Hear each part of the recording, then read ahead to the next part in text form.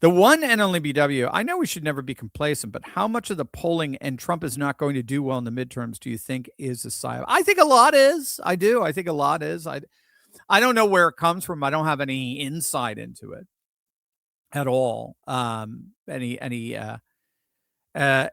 behind the scenes information. It's just, for me, there are two versions of post America. So I believe we're not fighting the left so much anymore. I'll use the term, but I think the left today is post American. They want to destroy America, and they want to replace. They believe America is so systemically racist that the only just thing to do is to destroy it and rebuild it in their own cultural Marxist image.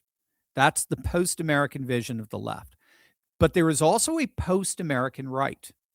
And the post-American right are those who believe that we lost America when the deep state took over.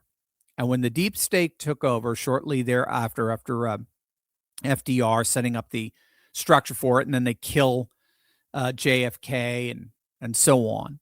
And then they dethrone Richard Nixon after the single greatest electoral landslide in American politics.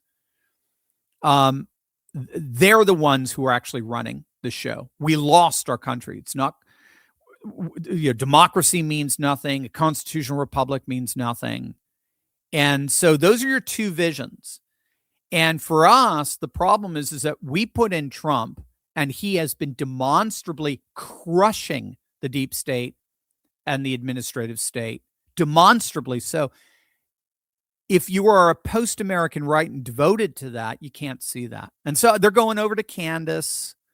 Even Alex Jones thinks some of these people on the post-American right are nuts. I don't mean that in a degrading sort of way. I'm just trying to point out that I think that that's the side, that's the black pillar doomer side of our movement that does not believe we can possibly win because there's nothing to win. America's already been compromised. There is no America anymore. So they're just part of the right. And fortunately, they're a very, very tiny minority. And I really honestly don't pay attention.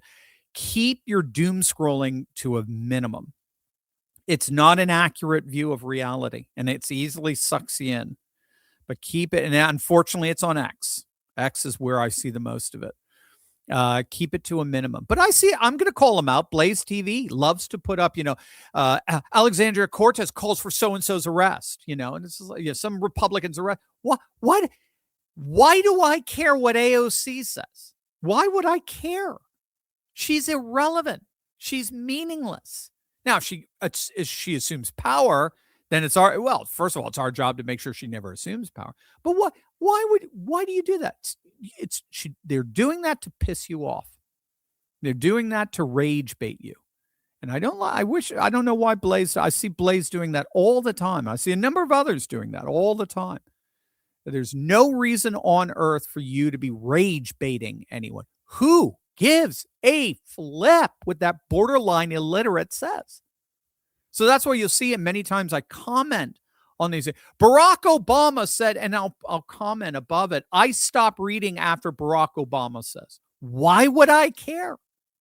He means nothing. He has no power. He has no influence. Why would I care? Now, if you're going to mock him, I'm with you. Do it. Let's have fun. But this idea, we got to take it seriously. We got to make sure we know it. We know what they believe. They want us gone. We know that. They want us eradicated. We know that. So there you go.